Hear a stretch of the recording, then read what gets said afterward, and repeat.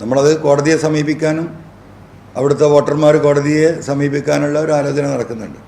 കാരണം ഇങ്ങനെ അനിശ്ചിതമായി 15 മാസം നീട്ടിക്കൊണ്ടുപോകാൻ പറ്റില്ല. മുമ്പ് ഇങ്ങനെ ഒരു സംഭവം ഉണ്ടായിട്ടുള്ളത് കൊറോണ സമയത്താണ്.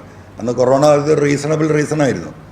ഇപ്പോൾ ഒരു റീസണബിൾ റീസണും ഇല്ലാത്ത ഒരു സ്ഥിതിക്ക് CPM-ന് വേണ്ടിയിട്ട് ഈ പറയുന്ന ഇലക്ഷൻ കമ്മീഷൻ, നമ്മൾ ഈ പറയുന്ന RSS, BJP, CPM നെക്സസിൻ്റെ ഭാഗമായിട്ട് തന്നെയാണ് കേന്ദ്രത്തെ സ്വാധീനിച്ചുകൊണ്ട് ഇലക്ഷൻ നിലമ്പൂർ ബൈ ഇലക്ഷൻ ഇല്ലായ്മ ചെയ്യാൻ വേണ്ടിയിട്ടുള്ള ശ്രമം നടത്തുന്നത്. തെരഞ്ഞെടുപ്പ് കമ്മീഷനിൽ ബന്ധപ്പെട്ട് തന്നെയാണ് അവർ ശ്രമിക്കുന്നത്. അതിൻ്റെ ഒരു കാര്യങ്ങളും സജീവമായിട്ടുള്ള പേരിനുള്ള ചില എൻക്വയറികളും കടലാസ് പണികളും മാത്രമാണ് ഇലക്ഷൻ കമ്മീഷൻ്റെ ഭാഗത്ത് നടക്കുന്നത്. കാരണം ഇപ്പോൾ ഏകദേശം ഞാൻ രാജിവെച്ചിട്ടൊരു മാസം കഴിഞ്ഞില്ലേ, ജനുവരി 13-ന് 40 ദിവസമായി.